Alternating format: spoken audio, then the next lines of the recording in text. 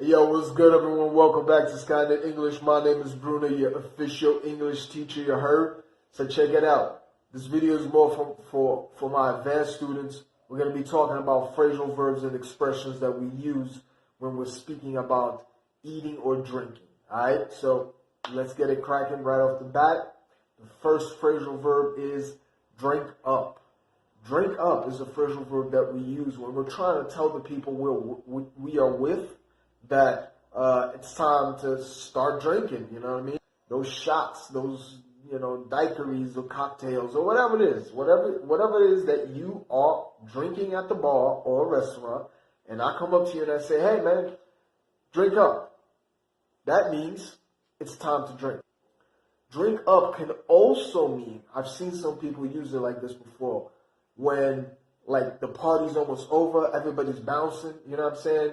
And what the barman will come up to the people and say, hey guys, drink up because we got to shut down soon. That means that hurry up, finish your drinks, you know what I'm saying? And because the restaurant or the bar or wherever the hell you are is shutting down. So you got to be, quick about it. All right, here we go. Number 2, take down. Take down is what the waiter, waitress, or server is going to do when they ask you for your order. So the server rolls up to your table, like, oh, good evening, may I take your order? Okay? The server is going to write it down on a piece of paper, or he writes it down on a tablet or maybe on a cell phone. And he's going to give that order to the people that are usually in the back, and they're going to prepare their food for you, you know what I mean? And then send it to your table. So that's take down. Number 3, I use this all the time. Ring me up, please. Ring me up, please. That means that, you're at the bar, you've been drinking and eating for a couple of hours, maybe you're in a restaurant, and you've been hanging out, talking to people, and drinking, whatever we do when we at restaurants and bars and stuff, all right? So check it. When you say, ring me up to the waiter or to the cashier or to the barman, what the barman is going to do is he's going to get all of the things that you bought, right? And he's going to add those up. He's going to sum those up. And he's going to give you the total. The total is all of the money that you have to pay for your night out.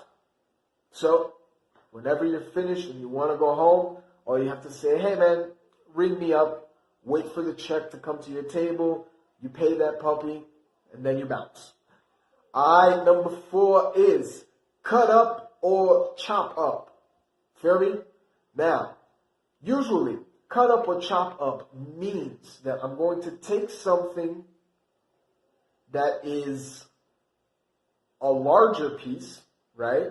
And then I'm going to cut it up. I'm going to chop it up. I'm going to cut it into smaller and smaller pieces, okay? For example, I'm going to take a whole chicken breast, and then I'm going to chop up the chicken breast into little cubes so I can make the food. Understand? Or I'm going to buy a big bell pepper, and then I'm going to cut up the bell pepper into smaller pieces so I can throw it in my salad. Now, cut up and chop up can also be used for things that are not food. For example, the mobster chopped up the body and threw it into the river. Feel me? Alright, here go with another one. Cool down. Cool down means I made lasagna in my oven, and I just took out the lasagna from the oven. Like, you can tell it's hot by the smell, by the steam that's coming up from the lasagna. You know what I mean? So I'm going to take that and I put it on the table. And then I'll tell my son, I'll be like, yo, don't eat it yet because it's too hot. Let it cool down a bit. So if you let something cool down, you're letting the temperature decrease itself. Okay? You could let something cool down in a refrigerator, but usually we don't. We just leave it outside. We let the room temperature cool it down. Alright? So following that knowledge, if cool down is making the temperature lower, Heat up would be increasing the temperature. So let's say that like I want some coffee, but the coffee was made, 4 or 5 hours ago, so it's probably cold. So I gotta heat up the coffee. I'm gonna put the coffee in the microwave, put 30 seconds, voila. The coffee is gonna be a little bit hotter than it was before. The next one is chow down, y'all. This one I use a lot. So you can say, hey guys, the chow is ready, or let's chow down, or, you see this stuff a lot in movies and when we're talking about prisons and schools. You know what I mean? Like, I remember going to school in high school, and we all used to refer to the grub, to the food, as chow. So chow down means to sit down and eat something. You know what I'm saying? That's pretty much it. And the last one is one of my favorites. You roll into a bar. The bartender asks, "What would you like, sir?" You look at the bartender and you say, "Yeah, let me get whiskey on the rocks." Now, whiskey on the rocks means that the guy's going to give you a cup of whiskey and he's going to put 2 ice cubes in there. Usually they only put 2, okay? Some whiskeys I don't do this to because they taste better straight,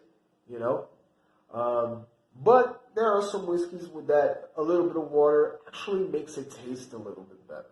For example, I really like the Jack Daniel's Tennessee, the honey version, honey Tennessee version. Man, that's dope alcohol. Really like that whiskey. You feel me? So usually I put like one little ice cube in there, let that set for a bit before I drink it. All right, but again, I don't do that with all the whiskeys. Some whiskeys you can't put ice in them because the taste is just not for ice. But the one I'm drinking recently, the one I have been drinking recently, is pretty good. Alright guys, that's about it. Thank you so much for watching another video. Subscribe to our channel, please. Hit that like button, make us grow. And keep tuned for more and more videos released every week. Peace.